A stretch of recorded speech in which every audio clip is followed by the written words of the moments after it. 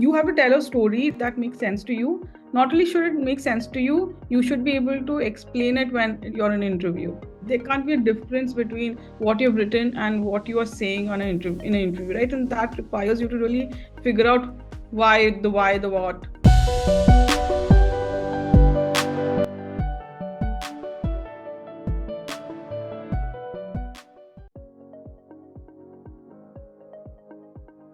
I'm a marketing professional and I've worked for about 6 years. I've actually worked across a lot of different roles in India and different sectors. So I started with Titan, where I was category manager. Then I've dabbled with a startup like Blue Tokai. I've done digital marketing for Birla and then also product marketing for Swiggy. One of the reasons I did this is because I realized that I had to find a fit. I wanted to try everything out there. And it's only in the recent years where I've landed in product where I realized that tech is a space that really interests me. And not only does it interest me, I'm able to really deliver in that kind of an environment.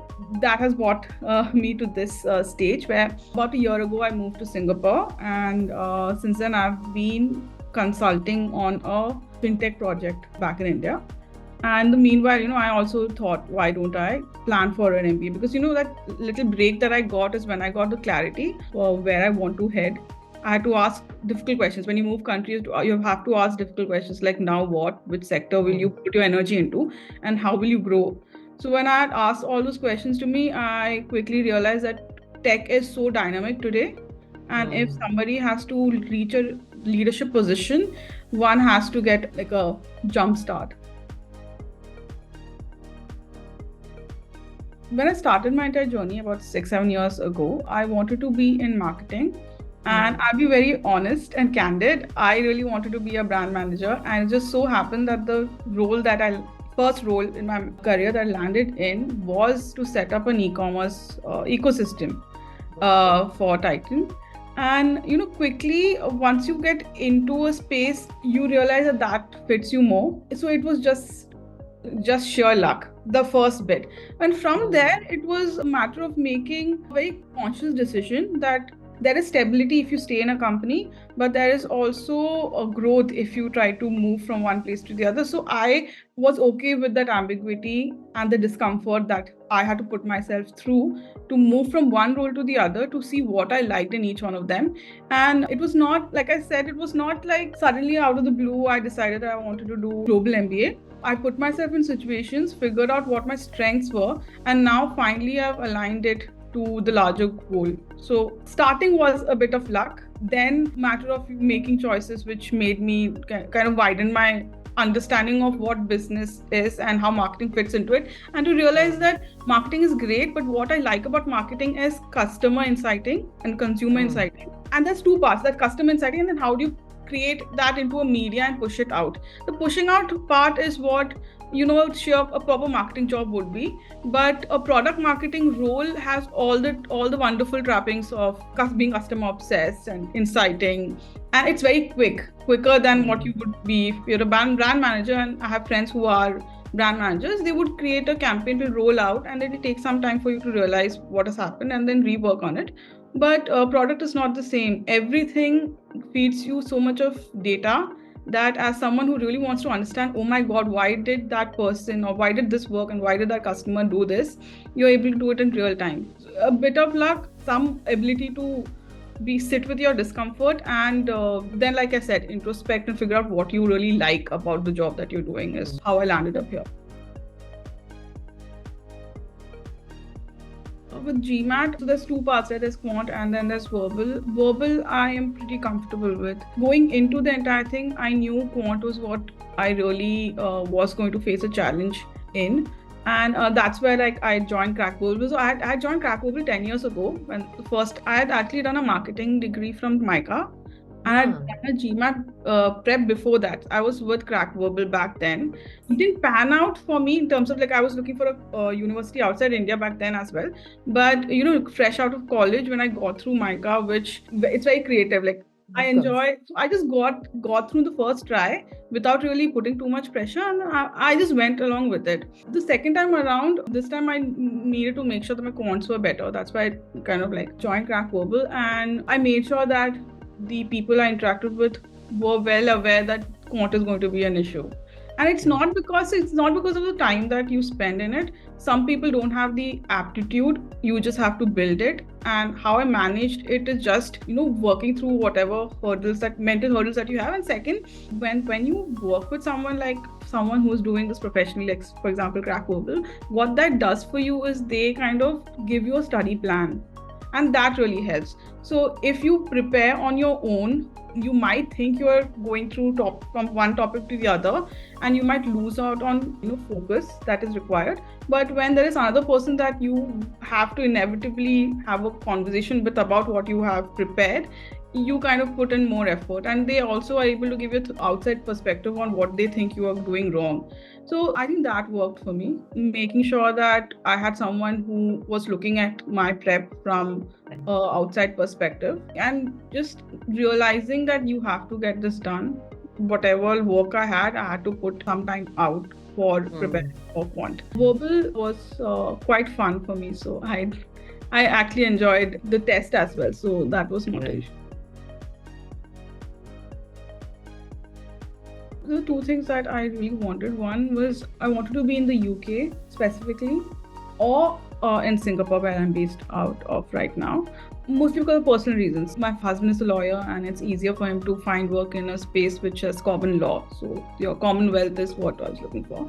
And within these geographies, I was sure I want to do a 1-year MBA, because like I already mentioned, I have an MBA from India. So I don't require the 2 years. I know what I need, and I need to go and make sure that I'm able to get that goodness out of the course and then be ready for the market. So these were the two criteria, and that's why of all the colleges I've applied, most of them were in the UK. And like I said, the kind of research that I did to see which one I would prefer, I did look at the ones which gave a good support ecosystem for tech related jobs and skill sets. So that's the kind of research I've done.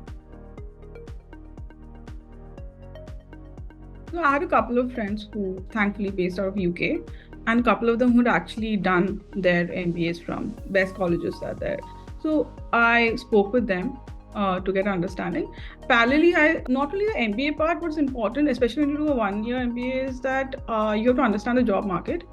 And why I say that is important is mostly also the reason why the MBA colleges ask you definitely like what is your career plan and how do you make a good fitment not only for the course that you are entering but for the job market that you're targeting. I have a professional network of people who have moved in tech companies in the UK or in the US. I got in touch with them, understood what was the skill set required for a product role. I also try to get in touch with their mentors or people in their ecosystems who would be ready to have a conversation. But in the end, honestly, those were just good feedbacks. You have to do your own research and kind of have the conviction as to what you will do with the MBA that you're getting into. There's a limited amount of hand holding anyone can do. In addition to that, of course, Crackverbal got in touch with one of the mentors who is in the product management space, and she was a wealth of information and she was a good sounding board for me. So self-doubt is, I think, the number one issue when you're applying for a global MBA, because nobody else is stopping you except yourself. You doubt yourself so much because the amount of information that's out there, you think you will not make it. She was a good kind of a sounding board. I spoke with her. She was very positive. All of that really helped. So I didn't think the mentoring process would be as good as it was. All credits to the mentor that I was paired with. She was very open-minded and very available for any questions I had. And she was more optimistic than I was about my chances in any of these colleges. So I think that really helped. I think the most value that she brought to the table was being able to give me a framework, because you have to tell a story that makes sense to you. Not only should it make sense to you, you should be able to explain it when you're in an interview. There can't be a difference between what you've written and what you are saying in an interview, right? And that requires you to really figure out why, the what. So she kind of gave me a framework. She said, figure out top stories that make sense to you, or what drives you to do an MBA, and then make sure that you talk about those stories in each of the answers that you are giving. That was departure from what I had really started with, where I thought, you can just, you say, I am amazing, and this job I will do very well, and please give me the job. I don't think that would have worked without her stepping in and saying that. Now give them an example, show them past example where what you're saying really played out in your life. It was difficult because I kind of had to spend good amount of time putting everything in paper, thinking about whatever I had done and putting into frameworks. I really believe that was a game changer for me in terms of my entire GMAT application process. I got interview calls from Oxford and Cambridge. With Oxford, I think it boiled down to the kind of person who was interviewing me. Oxford had a person from their careers team who interviewed me, and in Cambridge it was a person who was part of one of the professors. The person who was from the careers team asked me these questions like, why not Singapore? Why do you want to shift to UK? Why does this geography make more sense to you? Why can't you just stay in Singapore, right, and become a tech leader? And then specific questions about my job and what I did there. On the other side, when I did it with Cambridge, I was talking to a lady who was a professor in strategy. So her questions she basically was like a viva on strategy about the kind of places, like at the two companies I worked with, what strategy were they using, what would I suggest in terms of improvement in their strategy. So I found the second interview, the Cambridge interview, easier for me because it was a personal. If you worked in a company and worked in a business, you kind of understand everything that's happening. That's the fun part of it. So she asked me, and it kind of got over in 23 minutes. I was really shocked because I thought they would delve deeper, but again, the difference was Cambridge has far more extensive questions. Like they're very specific questions. And I think that is what I was saying, that while my mentor mentioned that you should give specific examples from each of your workspaces, that really helped because then they didn't have to ask me questions from each of my CV points because I had mentioned them and given them a point of reference. It got to in 23 minutes. Cambridge was a little more from a careers point of view.